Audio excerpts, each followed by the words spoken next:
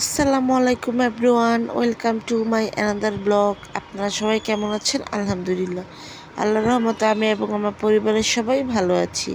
আর সবাইকে জানাই ঈদ মুবারক। আর আমার ভিডিওটি যে যেখান থেকে দেখছেন সবাইকে অসংখ্য অসংখ্য ধন্যবাদ। এই তো ভিডিওটা হচ্ছে গিয়ে চাঁদ রাতের দিন। তো চাঁদ রাতের দিকে আমরা হচ্ছে গিয়ে রুটি খাবো। সো আম্মু আবার বাসায় সেদিন চাঁদ রাতে যেদিন সেদিন চিকেন দিয়ে আলু দিয়ে রান্না করেছে আর রুটি বানিয়েছে, যেহেতু রাত্রে আমরা রুটি খাবো। তো আম্মু আবার অলওয়েজ রুটিগুলো খুব সুন্দর করে বানায়। একদম আম্মুকে সবসময় দেখি যে গোল গোল করে তারপর হচ্ছে গিয়ে পাতলা করে বানায়। সেদিন আবার ঝটপট আমার ছোটো বোনের আবার ক্ষুধা লেগেছে, তো আমার জন্য তাড়াতাড়ি করে ঝটপট করে আমার বানিয়ে নিয়েছে। অবশ্যই আমার ছোটো বোন বানিয়েছে, যখন ও খাবে ও বলতেছিল আম্মু তুমি বাকিগুলো বানিও, এখন আমি আপাতত 2টা বানাই। আমার ছোটো বোনও সুন্দর করে একটু মোটামুটি আলহামদুলিল্লাহ বানাতে পারে রুটি অনেক সময়, কিন্তু ও তো আর বানায় না কখনো। আম্মুই রুটি বানায়, এমনিতে পারে এই আর কি। তো আম্মু আবার হচ্ছে গিয়ে বেসিনটা আবার পরিষ্কার করছে। আম্মু অলওয়েজ বাসাভাবে ক্লিন করে রাখে এমনিতেও।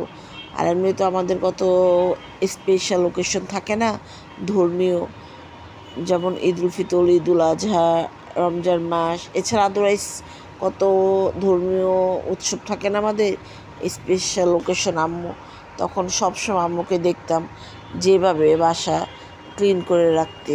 আম্মু এমনি তো ক্লিন করে রাখে অলওয়েজ বাসা, কারণ গোছানো জিনিসটাই তো সবার দেখতেও ভালো লাগে, ঠিক না?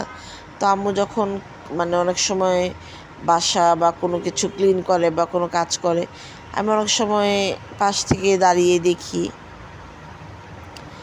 তো আম্মু তো আমাদের আর কোনো কিছু করতে বলে না, আম্মুই করে। তারপর অনেক সময় দাঁড়িয়ে দেখলে হয় কি, কোনো কাজ যদি কারো জানা না থাকে দেখলেও তো কাজটা শেখা হয়, তাই না? সো আমি আবার ভিডিও করছিলাম। অ্যাকচুয়ালি আম্মু যখন বেসিনটা ক্লিন করছিল তখন এই ভিডিওটা আমি করিনি, আমার ছোটো বোন করেছিল তখন ভিডিওটা। তো আম্মু আবার খুব সুন্দর করে বেসিনটা ক্লিন করছিল, আর আম্মু সবসময় ক্লিন করে রাখে। তারপর আবার আম্মু আবার ফ্লাওয়ার বাস যেগুলো সেগুলোও ক্লিন করবে। আর ফ্লাওয়ার বাসগুলো ক্লিন করার পর এত সুন্দর লাগছিল, মনে হচ্ছিল রিয়েল কোনো ফ্লাওয়ার এরকম মনে হচ্ছিল, যে এটা যে আর্টিফিশিয়াল ফ্লাওয়ার এটা বোঝাই যাচ্ছিল না।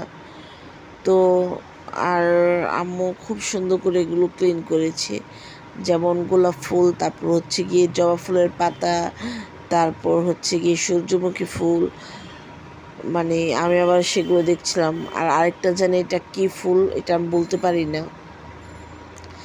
আমি দেখছিলাম আর দাঁড়িয়ে দাঁড়িয়ে ভিডিও করছিলাম। আর তারপর এগুলো থেকে আম্মু আবার এগুলো ধুয়ে তারপর আম্মু ডাইনিং টেবিলে রেখেছিল।